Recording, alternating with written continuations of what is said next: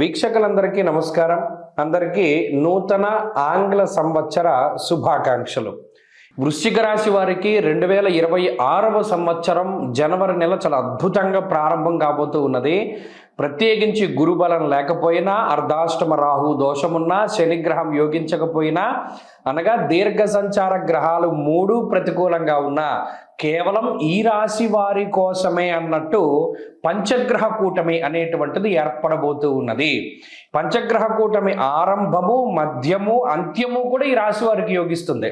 అంటే రవి కుజులు ఈ పంచగ్రహ కూటమి ప్రారంభ సమయంలో 2వ స్థానంలో ఉండేటువంటి ఫలితాలు ఇచ్చినప్పుడు, శుక్రబుధులు కూడా 2వ స్థానంలోనూ జన్మరాశి స్థిత ఫలితాన్ని ఇస్తూ యోగించేటువంటి వాతావరణం.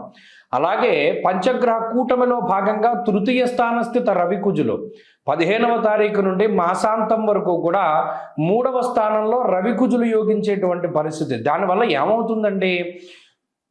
ఆరోగ్యం నిత్య సంతోష బంధుమిత్ర సమాగమ అన్నారు. అంటే ఈ నెలలో ఈ పంచగ్రహ కూటమి ద్వారా వృశ్చిక రాశి వారికి ఆరోగ్య పరిస్థితులు మెరుగుపడతాయి. నిత్య సంతోష, ప్రతిరోజు సంతోషంగా ఉండగలుగుతారు. బంధుమిత్ర సమాగమ, బంధువులతోటి మిత్రులతోటి ఆనందదాయకమైనటువంటి వాతావరణం ఉంటుంది. చాలా అద్భుతమైనటువంటి కలివిడితనంతో అందరినీ కూడా పలకరిస్తూ ఆనందంగా నచ్చింది చూస్తూ, కావలసింది తింటూ, ఎక్కడికి వెళ్ళాలంటే అక్కడికి వెళ్ళగలుగుతూ చాలా స్వేచ్ఛాయుతమైనటువంటి వాతావరణం ఉండబోతూ ఉన్నది ఈ వృశ్చిక రాశి వారికి జనవరి నెలలో. ఇది చాలా అద్భుతమైనటువంటి గ్రహస్థితి. కాబట్టి పంచగ్రహ కూటమి అందరికీ చెడు చేసినా ఈ రాశి వారికి మాత్రం చెడు చేయడం లేదు, మంచే చేస్తూ ఉన్నది. అలాగే తృతీయ స్థానముందు ఉండేటువంటి కుజుడు కూడా ఇష్టసిద్ధి సదారోగ్య అన్నారు. అలాగే నచ్చినటువంటివి, కావలసినటువంటి వాటిని కొనుగోలు చేసుకోగలిగేటువంటి ఆర్థిక స్తోమతకి కూడా ఈ గ్రహస్థితికి అవకాశం ఉంటుంది. చాలా అద్భుతమైనటువంటి ఫలితాలను చెప్పారు. అలాగే ఇక్కడ ఒక విషయాన్ని గమనించండి, చంద్రుని యొక్క బలం ప్రామాణికంగా కూడా తీసుకోవాలి. ఈ మాసంలో వచ్చేటువంటి చంద్రబలం కూడా ఈ రాశి వారికి విశేషంగా అనుకూలిస్తుంది. ఇక్కడ తృతీయము అంటే ఉపచయ స్థానం. ఉపజయ స్థానంలో ఉన్నటువంటి పంచగ్రహ కూటమి ఎదుగుదలని ఇస్తుంది. ఆరోగ్యపరంగా, ఆర్థికంగా, సామాజికంగా, అలాగే ఉద్యోగపరంగా, వ్యవహారికంగా, అన్నిటి పరంగా కూడా ఇది అనుకూలిస్తుంది. ఒక రకమైనటువంటి ధైర్యాన్ని ఇస్తుంది. ఎందుకంటే అది విక్రమ స్థానము అన్నారు, పరాక్రమ స్థానము అన్నారు. దానిలో ఉండేటువంటి గ్రహ సంపత్తి చాలా విక్రమ స్థానంలో పరాక్రమంగా ముందుకు వెళ్ళగలిగేటువంటి స్థితిని కలగజేస్తారు. సహోదరులు, సోదరీమణులు, సోదరులు వీటితోటి సఖ్యత వాతావరణాన్ని ఇస్తారు. అందరూ ఒక చోట ఉండగలుగుతారు. డిస్ప్యూట్స్ తగ్గుతాయి. కోర్టు కేసుల నుండి బయటపడగలుగుతారు. అలాగే న్యాయపరమైనటువంటి వ్యవహారాలు ఒక కొలిక్కి రాగలుగుతాయి. అంతేకాకుండా స్ట్రక్ అయిపోయినటువంటి వాతావరణం నుండి బయటకు వస్తారు. ఇలా చెప్పుకుంటూ పోతే పంచగ్రహ కూటమి చాలా అద్భుతమైనటువంటి ఫలితాలని జనవరి నెలలో ఇస్తూ ఉన్నది వృషభ రాశి వారికి. అలాగే ఈ 15వ తారీఖు లోపల ఉండేటువంటి వాతావరణము, మరి 2వ స్థానంలో రవి, 2వ స్థానంలో కుజుడు ఉన్నప్పుడు మరి అక్కడ తృతీయంలో యోగిస్తే ఇక్కడ ప్రతికూలంగా ఉంటారు కదా. అందువలన ఏం చేయాలి అంటే ఈ 2వ స్థానంలో రవి నిష్ఫలం కృషి వాణిజ్య విత్తరాశిగతేరవవు అన్నది శాస్త్రం.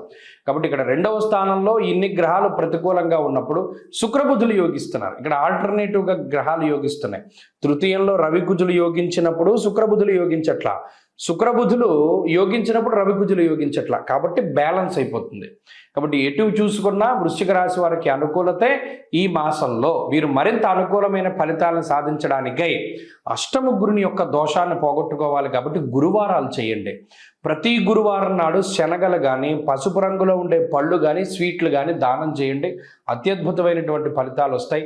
ప్రతిరోజు చదువుకోగలిగినటువంటి స్తోత్రం ఏంటి అంటే దక్షిణామూర్తి యొక్క స్తోత్రము, దక్షిణామూర్తి కవచం కానీ స్తోత్రం కానీ పారాయణ చేయండి. మరిన్ని శుభ ఫలితాలు వస్తాయి. ఈ కొత్త సంవత్సరంలో అందరికీ ఆయురారోగ్య ఐశ్వర్యాదులు కలగాలని, పరమేశ్వరుడి యొక్క అనుగ్రహం ఉండాలి అని, అలాగే ఈ సంవత్సరంలో ఏర్పడేటువంటి దేశారిష్ట యోగాలు, దుర్భిక్ష, ఉల్కాపాతాలు లేదా మరేతరత్ర దోషాదుల వల్ల ప్రజలు ఏ రకంగానూ ఇబ్బంది పడకూడదు అని చెప్పి మనస్ఫూర్తిగా భగవంతుడిని మరొకసారి ప్రార్థిస్తూ, నూతన సంవత్సరంలో ఈ ఆంగ్ల సంవత్సరంలో మొట్టమొదటి నెల జనవరి నెలలో ఉండేటువంటి గ్రహస్థితిని మనం పరిశీలిద్దాం. ముఖ్యంగా ఈ నెలలోనే పంచగ్రహ కూటమి అనేటువంటిది సంభవించబోతూ ఉన్నది. దానికి సంబంధించినటువంటి ప్రభావాలను సైతం మనం విశ్లేషణ చేసుకుందాం.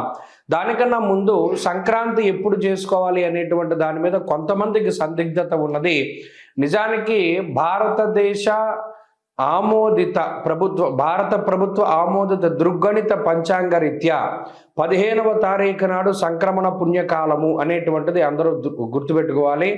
15వ తారీఖు నాడే రవి ధనురాశిని వదిలిపెట్టి మకర రాశిలోకి ఆయన యొక్క సంచారాన్ని ప్రారంభిస్తూ ఉత్తరాయణ పుణ్యకాలాన్ని ప్రారంభం చేస్తూ ఆయన యొక్క దిశ అంటే ఆయన ప్రయాణము ఉత్తరం దిక్కుగా ప్రారంభం చేస్తూ అది దేవతా కాలమానం ప్రకారం పగలు కాబట్టి ఆ రోజున సంక్రమణ పుణ్య రోజున చేసేటువంటి విశేషమైనటువంటి స్నానములు, దానములు, జపములు, తపములు వీటన్నిటికీ విశేషమైనటువంటి ఫలాన్ని ఆయన వసగుతూ ఉన్నారు. అది జనవరి 15వ తారీఖు. కాబట్టి ప్రభుత్వం కూడా సెలవులు ఆ రకంగానే ఇచ్చింది కాబట్టి ఏమాత్రం సందేహం లేదు. 14, 15, 16 పండగలు ఈ విషయాన్ని దృష్టిలో పెట్టుకోవాలి. ఇక జనవరి నెల ద్వితీయార్థంలో అంటే 15వ తారీఖు దగ్గర నుండి ఏర్పడేటువంటి పంచగ్రహ కూటమి చాలా విశేషంగా దీని గురించి చెప్పుకోవాలి. మకర రాశి యందు రవిగ్రహము, కుజగ్రహము, శుక్రగ్రహము, బుధగ్రహము, చంద్రగ్రహము వెరసి 5 గ్రహాల తాలూకు స్థితిగతులు ఇది కాలపురుషునికి దశమ కేంద్రమందు ఏర్పడుతూ ఉన్నాయి కాబట్టి ఇది విశేషంగా ప్రభావాన్ని చూపిస్తూ ఉంటుంది. దేని మీద? వృత్తి, ఉద్యోగ, వ్యాపార, వ్యవహార, వ్యవసాయాదులపైన దీని యొక్క ప్రభావం ఉండబోతూ ఉన్నది. అలాగే అగ్నితత్వ సంబంధం ఉన్నటువంటి రవి కుజులు ఇద్దరు కూడా భూతత్వ రాశి యందు నెలకొని ఉన్నారు. ఇక్కడ గమనించండి, ఇక్కడ మకరం భూతత్వ రాశి, ఆ రాశి యందు అగ్ని సంబంధమైన గ్రహాలు అంటే రవి కానీ కుజుడు కానీ ఉండడం వల్ల ఇది అకారణమైనటువంటి ఎండలను కూడా సూచిస్తుంది. ఈ విషయాన్ని కూడా దృష్టిలో పెట్టుకోవాలి. అలాగే రాజకీయపరమైనటువంటి విషయాలు కొంచెం ఆసక్తిని కలగజేస్తాయి.